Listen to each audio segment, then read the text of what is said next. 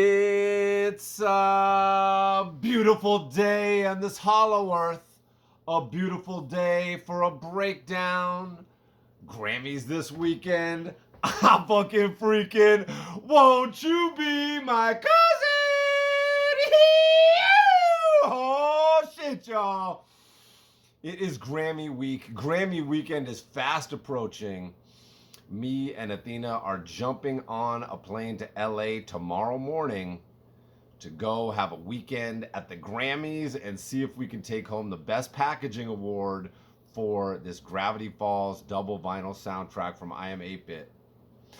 And today is Breakdown Day! We are gonna deep dive into the project and the artwork because there's a lot here. So we'll start by just taking a look at this, the actual finished product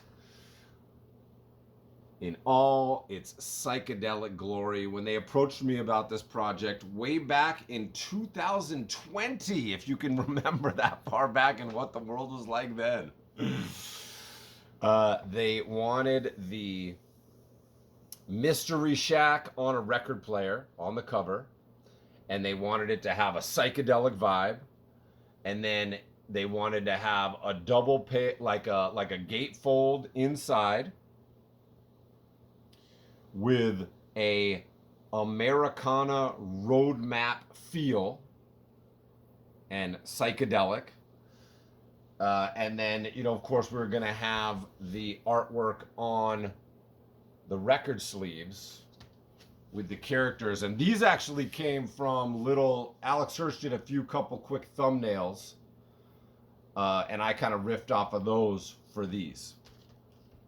But the concept for all of this, came from just out of those prompts. And I had to kind of interpret that, right? So that's a pretty interesting prompt to wrap your head around. A psychedelic Americana roadmap. I was really starting to think about what a psychedelic vibe would be, but still have the characters be recognizable. How I was going to pull this into my world, but still keep it in that Gravity Falls vibe, right? So there's a lot to think about here.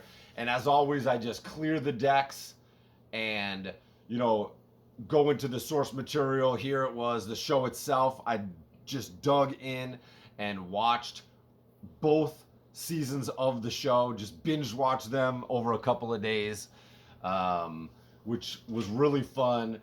I was familiar with the show, but I knew that I knew that this show had such a cult following.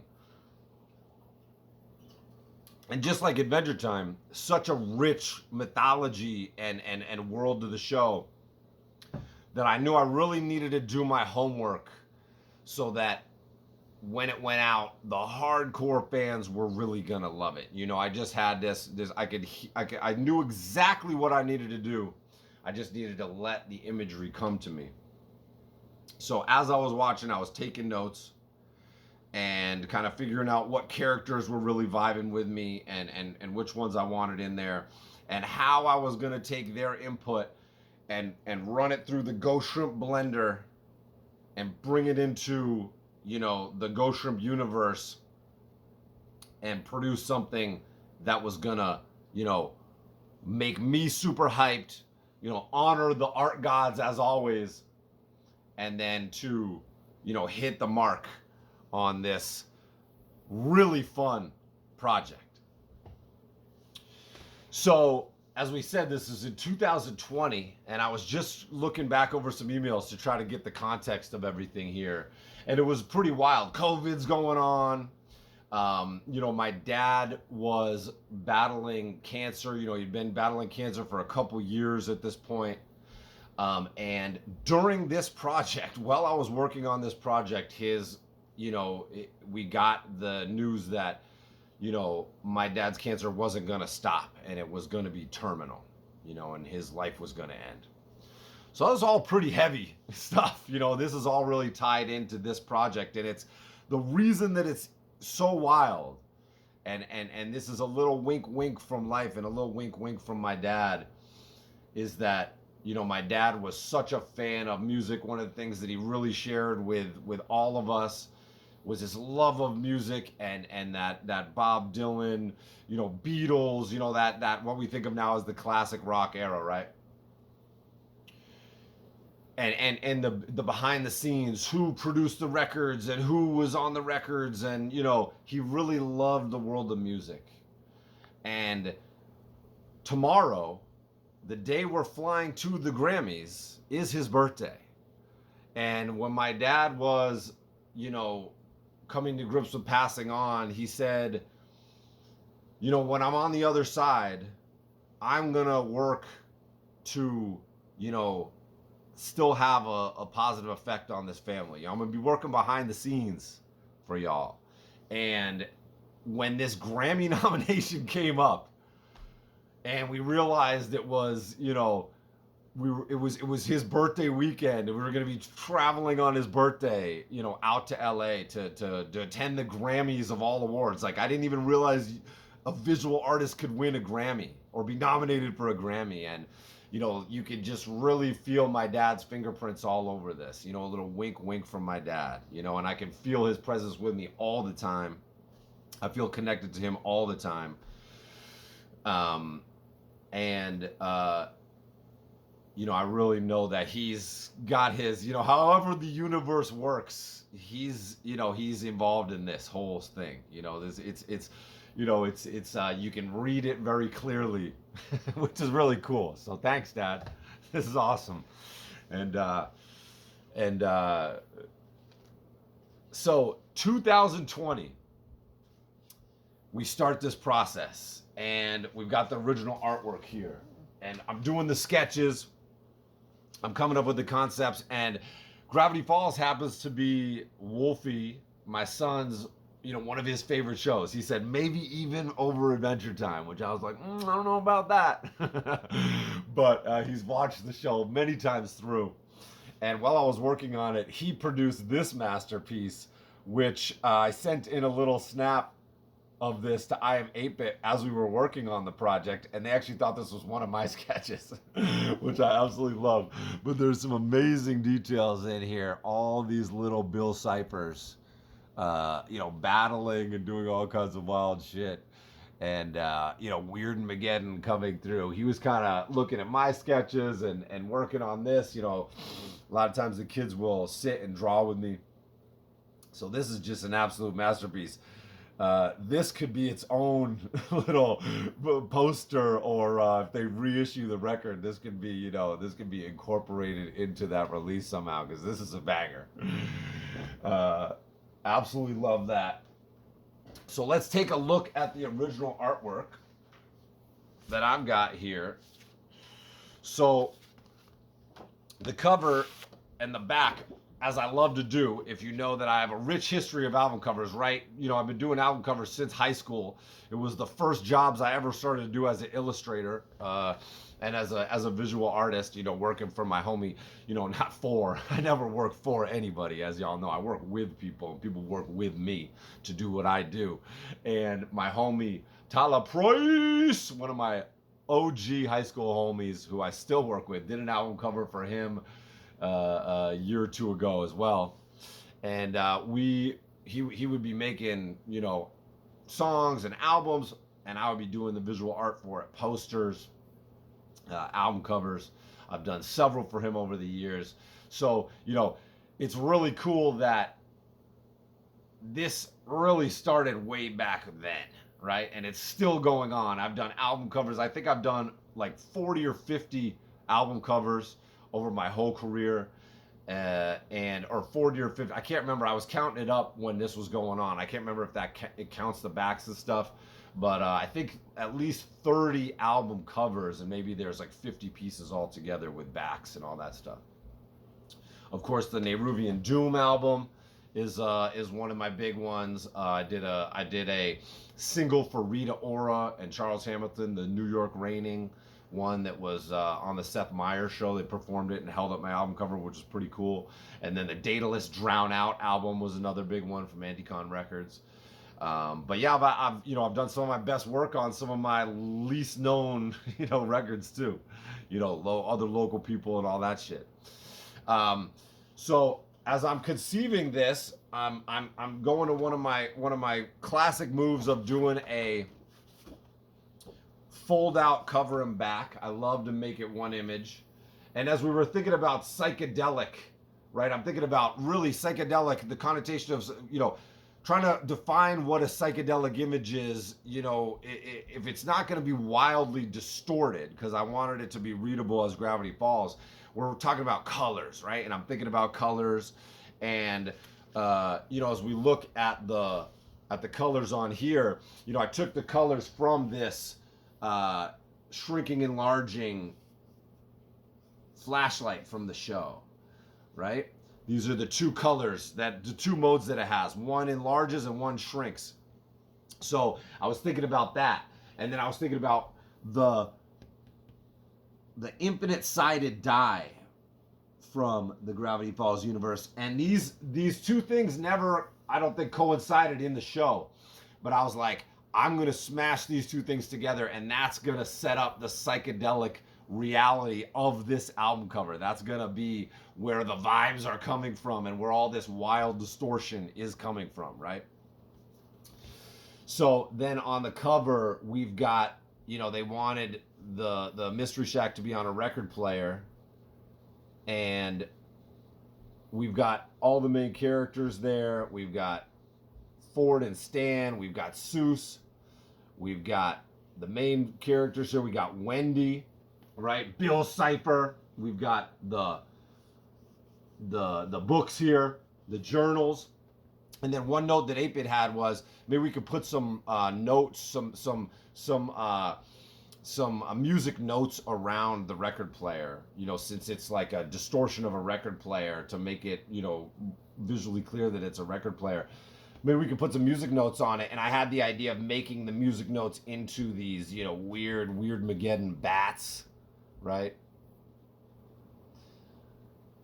And having, there's Waddles and Gompers, right on the, hanging out on the Mystery Shack, and the Gravity Falls sign. Really, the Mystery Shack becoming the whole world of Gravity Falls, right? And the F falling off, just a nice little visual gag there. And there, this being sort of a structure unto itself, the record player platform,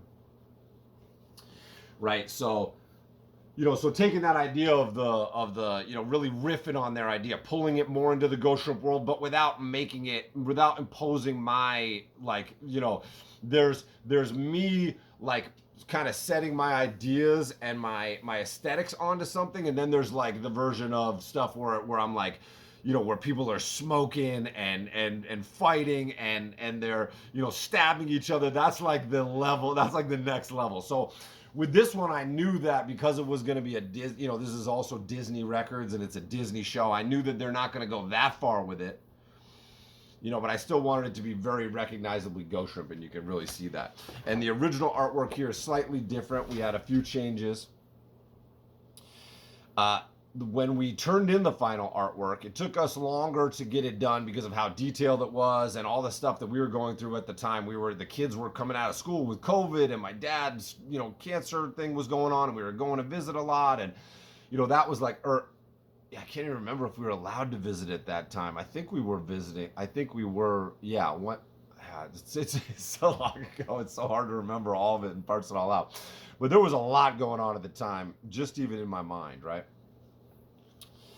So this is actually my last physical piece that I've done, because since then I've really dived into doing more digital stuff. I mean, I've done a lot of sketchbook stuff, but as far as finished illustrations go, I think this is the last physical illustration that I've done. Of course, I'm going to do more, but I've really been exploring. I got a big Cintiq, and I've really been diving into the fully digital. I always have penciled and inked with a brush on watercolor paper, as we've been talking about in the Shrimp for Breakfast episodes. And then I've scanned it in and colored in Photoshop. And, at a certain point, I switched from click and fill with a mouse, which was the first 10 years of my career, to getting a small Cintiq and coloring and doing small edits to the pieces like that. But I was starting to feel like my process was like limiting my abilities, and I really wanted to embrace the digital stuff more and see how that would evolve my process. So I've been getting into that. But you can see there's this is, you can check out this inked nice beautiful shit. You can see some differences here. Bill Cipher looks a little different. We had a so it went when we turned in the artwork. It goes into Disney. It goes into standards and practices. It goes to their like lawyers and all that stuff. And they sat on it for I want to say like a year. It was a long time. And at a certain point, I think I Am 8-Bit was starting to get a little nervous. Like, is this album gonna come out, right? And one day they hit me up and they said, "Hey, Disney Records wants to jump on a call with all of us. Are you available like tomorrow or whatever?"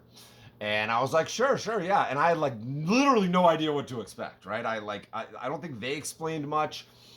And just before this, we were doing a round of the Magnum Dopus workshop where, I'm kind of, the Magnum Dopus workshop, the classic workshop is like weekly assignments, and the Magnum Dopus workshop is like you kind of do your dream project and like, I help you kind of develop your dream project and execute it.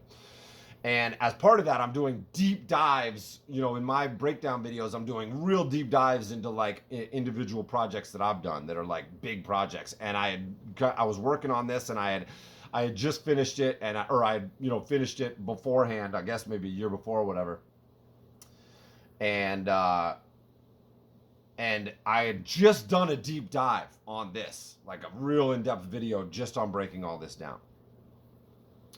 And we get on the call with the Disney executives, and they're like, "We're really nervous that you and Alex Hirsch have conspired to put like, I don't know if they said like I don't think they said like satanic imagery, but like, like inappropriate codes and images and like secret messages into this artwork." Which was not the case. I mean, I'm friends with Alex Hirsch, and he was, he had asked me to do this album cover. He had requested I Am 8-Bit contact me to see if I could do it, and he was like, approving the artwork, as the creator of the show. But we hadn't like discussed directly, other than just like, "Hey man, hype for this project," and blah blah, a little bit of DMing back and forth, just like, because we're friends. We know each other from working at Cartoon Network together. So there's some subtle differences. You can see Bill Cipher is more. I kind of made him a little bit more of how I wanted him to look here, and they asked me to keep a more on model version of it. I think everything else on the cover is basically the same. I'm not sure if there's any other changes to the cover. I was wondering if this all was gonna look a little too scary, because like this doesn't exactly match what's in the show. When we were on the call with Disney, they literally, it was like a lady and maybe a man, and then maybe another lady, and the main lady was talking, and then there was someone, as I was breaking down the album artwork, especially this big gatefold, there was someone literally fact checking everything I said in real time. At the end, they were like, "Yeah, we looked and we saw like pretty much everything you said looks like the show," and I had this really strong intuition of don't push it too much, right? Like I said, like don't make this like a Ghostshrimp piece, right? Bring it into the Ghostshrimp world, but in the all ages version, right? So I had really done my homework and really found a nice medium of my interpretation of these characters without going, too far with it. And it really paid off at this point, because it really, like, it would have died if I had pushed it too far. They would have scrapped that artwork and maybe gone with some, standard artwork, like, just some stuff that had already been done, or maybe, I don't know if they were going to commission more at that point or what, or just, I don't know, because they had pre-ordered all these records, so I don't know how that would have even worked. But as we look through here, we got Dino Bird here. We've got the Gravity Falls waterfall. We've got Multi-Bear here. We've got, I wrote everybody's names down. They're all in the sketch. Oh, this lady with the wonky eye, I forget her name. She's not in the sketch. I added her later. We got the Halloween Trickster up on the water tower, which is super iconic. We've got McGucket and the Lake Monster here. We've got Pool Check, the gym teacher here. And I remember they were like, this really looks like underwear. Cause like in the gatefold, you know, Pool Check wears like khaki shorts. And they were like, that really looks like underwear here. Can we change that? And they were like, and we were like, well, this is on model. Like, this is like, I didn't change that. That's what it looks like. And they were like, okay. And they didn't really like it.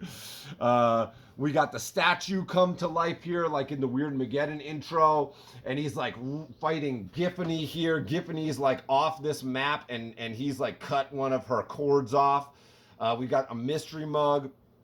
We've got Time Baby up here, waiting for Bill Cipher. Bill Cipher's like burning his way through the map here. We've got Time Baby waiting on the other side. This is one thing that they did that we did need to change. We got, what's this, the Spider Lady. I worked a lot on this trying to figure out what would look cool, and I did kind of this is my own creation. It's kind of a halfway in between the spider form and the lady form. I kept trying to draw, I can't remember why, but this is what I landed on. And she's half eaten one of the cops, and she's got the other cop tied up here. And they didn't like the half-eaten cop, so that's gone. But they let me keep they let us keep the spider lady. So she's just kind of screaming in the sky, which still works. Let's see, did we have, oh yeah, we got Schmebulok up here, you know, peeking over the, he's like in some kind of dungeon. This is like a D&D dungeon, because there's that one episode with the infinite sided die where there's kind of a D&D world come to life, so that's kind of riffing off of that. There is, what's his face here, fucking, I'm fucking, god damn it, I'm not coming up with it now. Y'all know who I'm talking about. That dude's chilling there. We've got the time traveling character here. Do we have him? These guys weren't even in the sketches. You know, often I actually did pretty damn detailed sketches for this, and you can check them on my Instagram. Not so much, they're pretty loose, but it's like pretty accurate to what's here. Usually I'll do a very vague thumbnail, and then I'll really want to let myself have as much room to riff as possible. Like, I want to be as creative as possible at every step of the process. So once I get like just the initial nut of the idea, I'll just like have that as the thumbnail and I'll just jump into the process. But because this one involved so many established characters and it was going to have to be pre-approved by a lot of people, I knew there was going to be a lot of cooks in the kitchen on this, you know, from my experience working with the studios and stuff, that they were going to be very picky about stuff. So I did, you know, most of this is in the sketch and most of it is what it looks like. There's a comparison there. On my Instagram and maybe on the website too, I can't remember, but yeah, so there was a few changes, but that conversation was pretty wild, and I'm really glad that I was in the mindset that I was in, because if I had been in more of like a kind of like my kind of like F you to the status quo, you know, I don't know, you know, might have not gone so well, but I was like, it was really perfect. When they told me like, we're really worried about this, and the lady was like, I recognized it. She was like an anxious mom. Like, I saw my mom in her. Like, I was like, this is an anxious mom. She's really worried about that. This project is very far down the road, and they're really worried that they're gonna scrap it. And I think they might have even said in the thing like they might have to scrap this.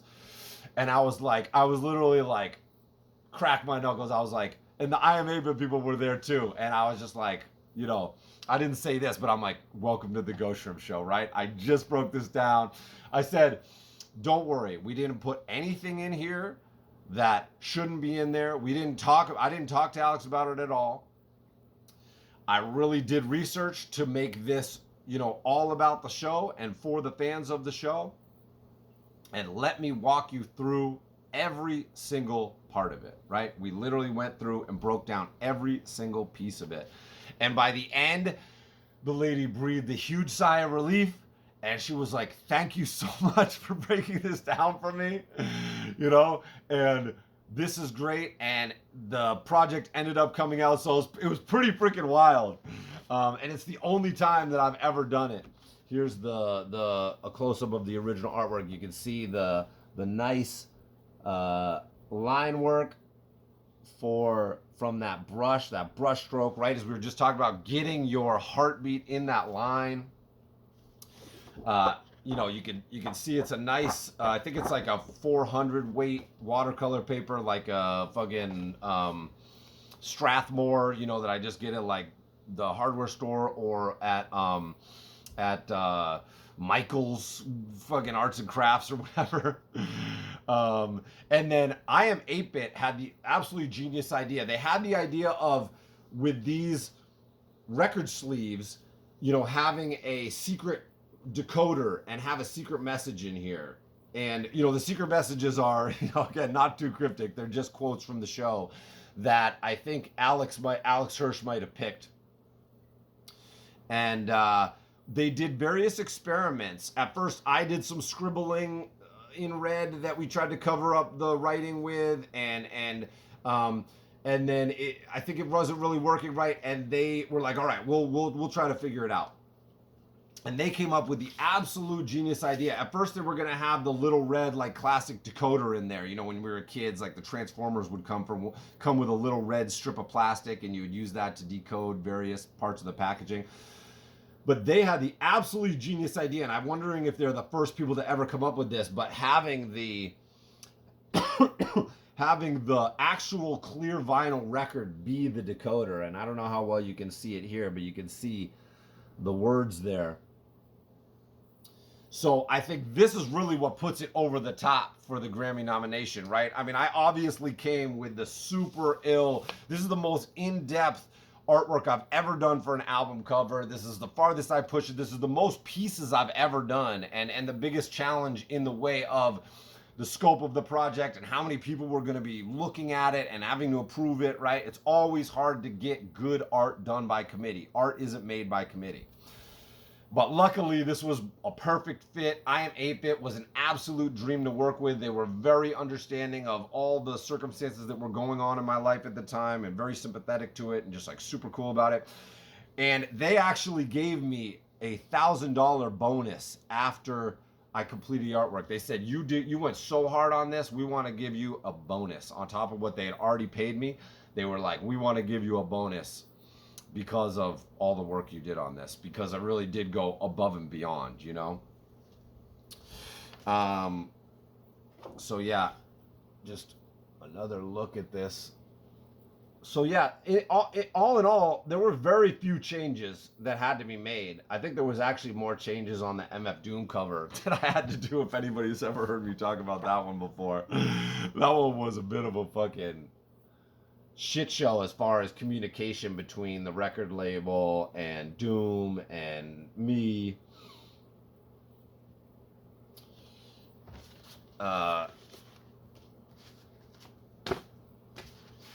And then we got the record sleeves here with Dipper. Let's compare them side by side. We got Dipper. You know, I always like to black in a bit, like get a nice black and white base going. To kind of get that. That's a real part of the Ghostshrimp vibe, and then hitting it with the color. We've got Mabel. Bam. Bam. We've got, oh, that's Dipper again. We've got good old Grunkle Stan. I remember they were worried about how his nose looked here. They thought it looked like phallic or something. And we were like, yeah, that's just how the nose is.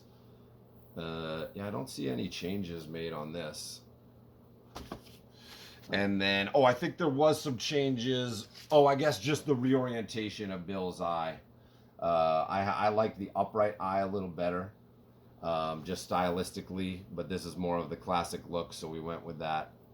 And I was wondering if they might interpret this as, you know, as too much, as satanic or something, with these fiery trees coming out.